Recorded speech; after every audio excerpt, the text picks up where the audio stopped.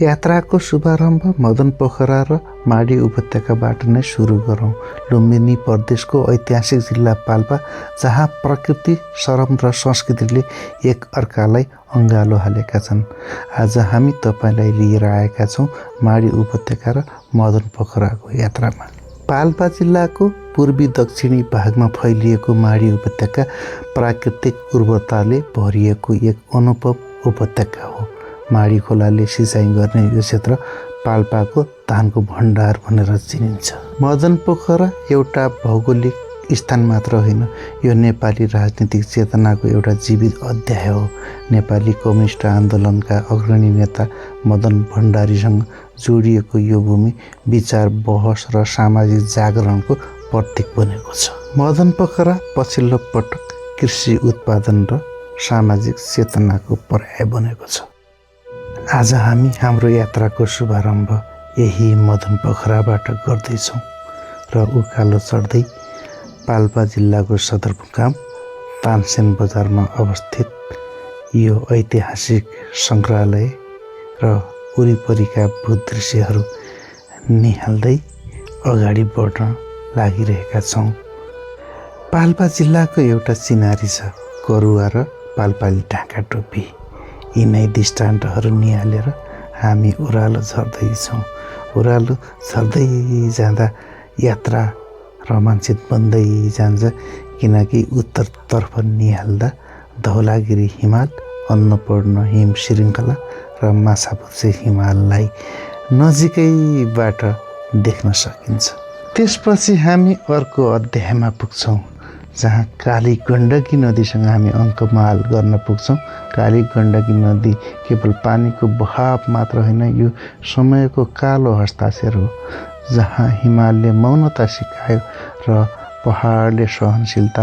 हिमालको काखबाट निस्किँदा उसको पानी चिसो मात्र हुँदैन, उसको स्मृतिमा हजारौँ वर्षका कथा बगेका हुन्छन्।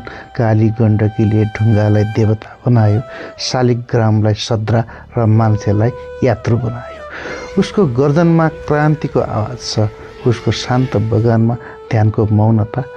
कहिले ऊ आकर्षित हुन्छ, कहिले आमा जस्तै किनारका पीडा पखालिदिन्छ।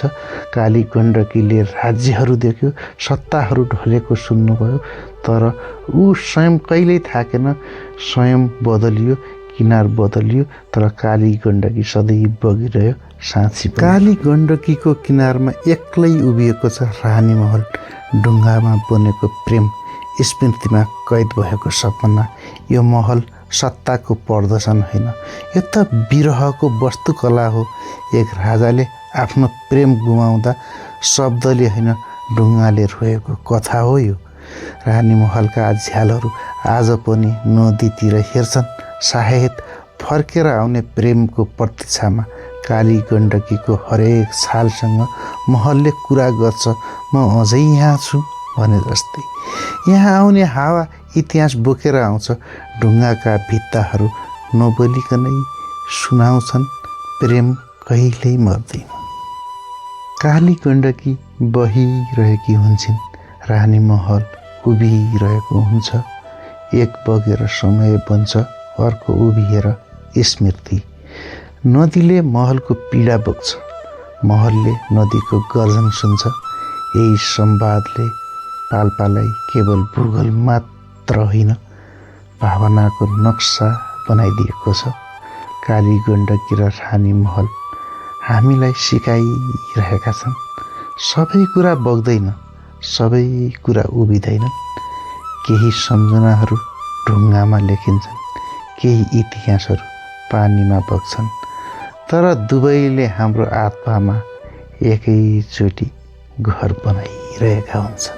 काली गण्डकी अझै बहिरहेकी छिन्, उस्तै गहिरो, उस्तै निश्चल, जसरी समय कहिल्यै फर्केर हिँड्दैन।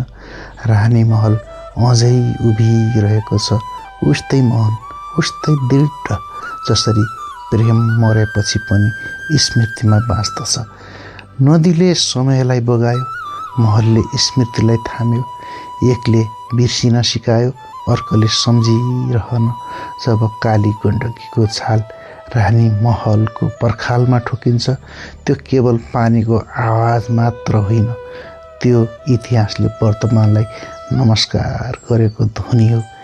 हामी यहाँ उभिएर नदी हेरिरहँदा आफ्नो जीवन देख्दछौँ, महल हेरिरहँदा आफ्ना प्रेम देख्न थाल्छौँ। त्यसैले काली गण्डकी र रानी महल हाम्रो आँखाले देखिरहने स्थल मात्र होइनन्, हाम्रो चेतनामा लेखिएको अक्षर नफर्किने कविता पनि त हुन्। काली गण्डकी बगेर समय भइदिन्छ, रानी महल उभिएर प्रेम अमर बनाइदिन्छ। रानी महल उभिएर प्रेम अमर बनाइदिन्छ, काली गण्डकी बगेर समय भइदिन्छ।